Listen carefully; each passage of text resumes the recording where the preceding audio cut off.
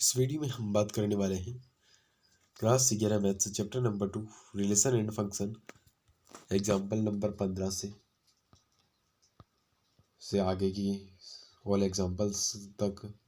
देखिए तो example number 15 है, एक वास्तविक मान फलन दीर्घ हमें एफ आर जीरो आर की परिभाषा एफ एफ ऑफ एक्स बराबर दीर्घ है 1/x, X belong to R zero. ठीक, इस तरह द्वारा कीजिए। इस परिभाषा का प्रयोग करके निम्नलिखित तालिका को पूर्ण कीजिए। इससे फलन का प्रांत तथा परिसर भी ज्ञात कीजिए। अब इसके अंदर हम रियल नंबर लेंगे। ठीक है, जीरो से देखिए यहाँ पे देखिए,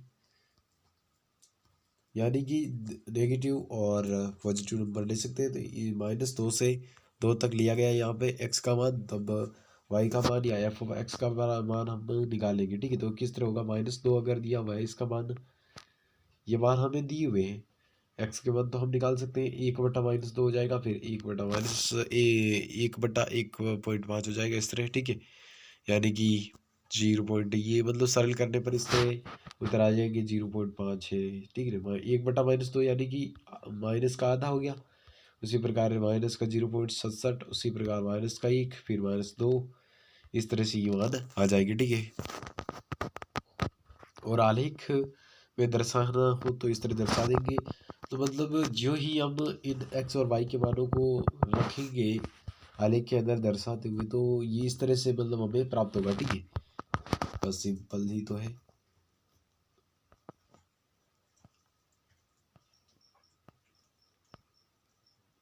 नेक्स्ट एग्जांपल के बारे में बात कर लेंगे।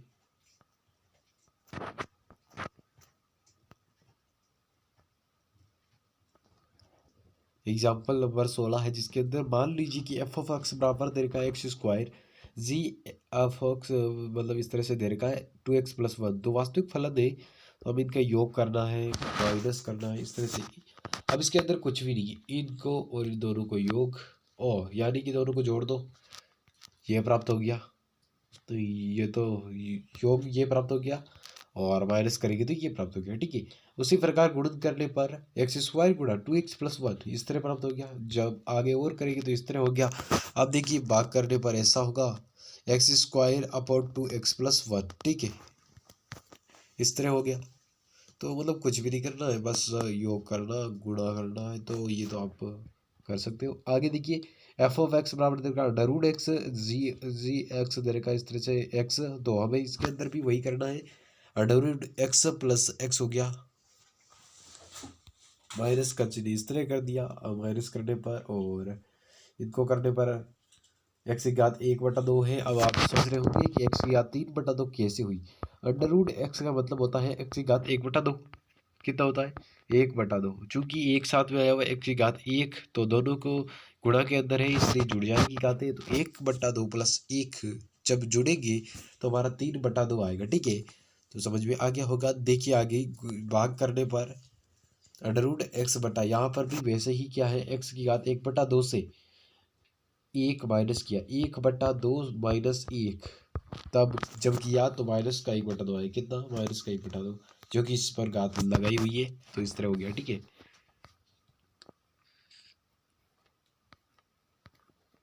नेक्स्ट एग्जाम्पल 18 है, जिसके अंदर देर का माना कि आर वास्तविक संख्याओं का समुच्चय है। एक वास्तविक फलन एफ ऑफ एक्स बराबर देर का x+10 द्वारा परिभाषित। इसका आलेख भी हमें खींचना है। ठीक है, तो इसके अंदर रियल नंबर लेंगे हम। एफ ऑफ 0 बराबर हमें 10 आ गया। देखिए 0 रखने पर, 1 रखने पर 11 आ गया, 2 रखने पर 12। उसी प्रकार से आप माइनस के अंदर जब शुरू करेंगे, क्योंकि रियल नंबर है, रियल नंबर माइनस में भी तो ले सकते हैं, तो -1 भी लिया, फिर -2 भी लिया, -10 भी लिया, इस तरह लिए। ठीक है, अब इसके अंदर आलेख प्राप्त कर लिया इस तरह। जब ये हमने रखे बिंदु, तो इस तरह से आलेख प्राप्त हो गया। ठीक है, नेक्स्ट एग्जाम्पल 19 है, जिसके अंदर दे रखा है आर क्यू से क्यू के अंदर एक आर रिलेशन दे रखा है A B belong to Q, A minus B belong to Z द्वारा परिभाषित एक संबंध है। सिद्ध कीजिए कि ए बिलोंग टू आर सभी ए बिलोंग टू क्यू के लिए। ठीक है, इस तरह से दे रखा है। चलो देखते हैं। क्योंकि देखिए A B belong to Q, A B belong to Q, अब इसके अंदर ऐसा तरीका, इसके अंदर ए बी, इसका मतलब ये तो है कि रिलेशन के अंदर ए बी की बात हो रही है, लेकिन हमें यहाँ पे दे रखा है ए के संदर्भ में क्या दे रखा है ए, यानी कि यहाँ पे बी का जो का बी था वहाँ पे क्या है, यहाँ पे ए है, यानी बी की जगह पे ए आ रहा है। देखिए इसके अंदर तो जो काम बी का हो रहा था वो सारा का सारा इसके साथ भी होगा। तो देखते हैं इसके अंदर किस तरह A B belong to Q, इसका मतलब है ए बिलोंग टू क्यू, क्या ए बिलोंग टू क्यू, और A minus A belong to Z. अगर ऐसा आता है ए माइनस ए क्या होगा, जीरो हो जाएगा, zero belong to Z, zero Z यानी पूर्णांक है, बिल्कुल सही है, पहला सत्य हो गया, ठीक है, पहला सत्य हो गया। अगला देखिए इसके अंदर A B belong to R का तात्पर्य B A belong to R, ये आर दे रखा है, ठीक है, ये तो हमें दिया हुआ है और हमें इस तरह सिद्ध करना है, ये होने पर क्या हो जाएगा, बी ए की तरह कार्य करेगा और ए बी की तरह, इस तरह से हुआ। अब देखिए जो का लागू इस पर हो रहा था वो इस पर भी होगा, चलो देखते हैं, यानी ये हो गया बी ए बिलोंग टू किससे, क्यू से, चलो ठीक है। अब देखिए बी माइनस ए क्या होगा, अब ए माइनस बी नहीं, बी माइनस ए होगा, क्या ये एक पूर्णांक होगा, बिल्कुल होगा। अब देखिए इसके अंदर हम अगर उदाहरण ले तो एक दो लिया माना कि, ठीक है, ये ए है ये बी है, एक माइनस दो कितना होता है माइनस एक, जो कि एक पूर्णांक है। अब अगर मैं स्थान क्रम चेंज कर दूं, दो एक कर दूं, दो माइनस एक करेंगे एक आएगा, वो भी क्या एक पूर्णांक है, तो क्या दोनों ही क्या है, सही है, इसके लिए हमारा सत्य सिद्ध हो गया, ठीक है। फिर नेक्स्ट जो दे रखा है A B belong to R और B C belong to R, दोनों दे रखे हमको, इसका मतलब ये है कि A minus B belong to Z, ये तो हमें दे रखा, उसी के साथ भी हमें B minus C belong to Z ये भी दे रखा है। अब हमको निकालना है A minus C belong to Z, ठीक है, इस तरह निकालना है। चलो देखिए इसके अंदर क्या होगा कि A minus B belong to Z, B minus C belong to Z, अब A minus C belong to Z, इसके अंदर हम जैसे उदाहरण ले तो अगर मतलब यहाँ पे मतलब कुछ रखे, अगर जैसे कि मतलब एक पूर्णांक संख्या लेके रियल नंबर लेके रखे, तो अगर ए पे रखूँ मैं, ए का मान ले लेते हैं, जैसे एक ले लिया, बी का मान लिया हमने दो, और सी का मान ले लिया तीन, ठीक है। अब देखिए इन दोनों का अंतर, फिर इन दोनों का अंतर, और फिर एक और तीन का अंतर, ठीक है, पहले इनका निकाला जो कि पूर्णांक है, फिर इनका निकाला पूर्णांक है, अब एक माइनस तीन करेंगे माइनस का दो आएगा, और वो भी क्या है पूर्णांक है, यानी कि ये भी सत्य है। इसके अंदर ऐसा कर रखा है ए माइनस बी बराबर है A minus B plus B minus C के बराबर है, ठीक है, तो बिलोंग टू जेड, वो भी क्या एक पूर्णांक होगा, बस यही तो हमें सिद्ध करना था, तो वो रियल नंबर हो जाएगा, ठीक है। नेक्स्ट एग्जाम्पल है जिसके अंदर देखा है एफ बराबर एक फलन दे रखा है 1 1 2 3 0 -1 और -1 -3, ठीक है, इस तरह दे रखा है जेड के अंदर एक रैखिक फलन है, तो ज्ञात करना है एफ ऑफ एक्स।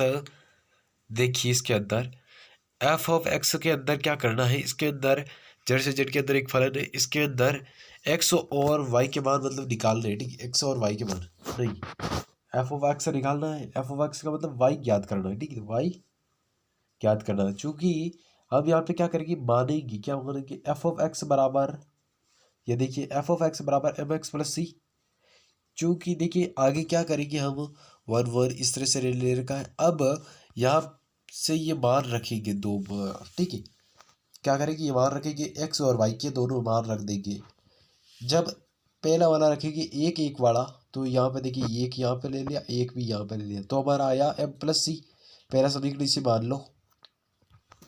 उसी प्रकार अगर जीरो और ये दूसरा मान रखे जीरो और -1, तो इस तरह रखा हमने, और रखने पर हमें मालूम हुआ सी का मान प्राप्त हो गया, ठीक, जीरो सी का मान -1 हो गया, इससे हमें एम मिल जाएगा वापस, क्योंकि इसमें रखेंगे तो, समझ रहे हो ना,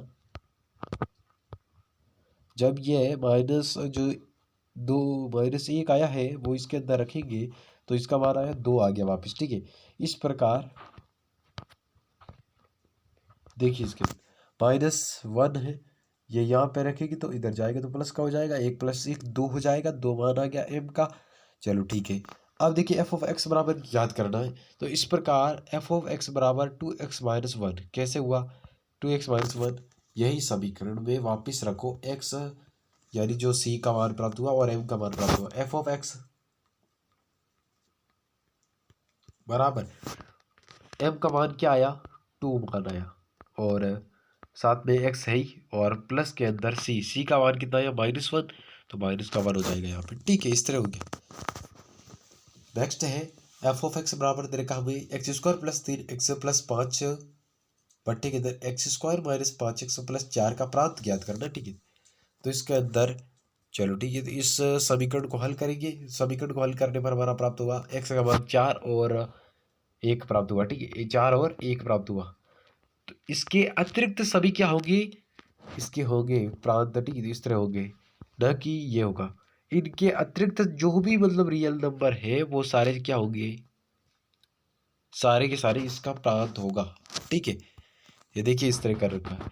आगे देखिए फलन एफ दे रखा है जिसके अंदर एफ ऑफ एक्स बराबर दे रखा है 1 - x, एक्स बड़ा है 0 से छोटा है। ठीक है, एक्स 0 से छोटा है।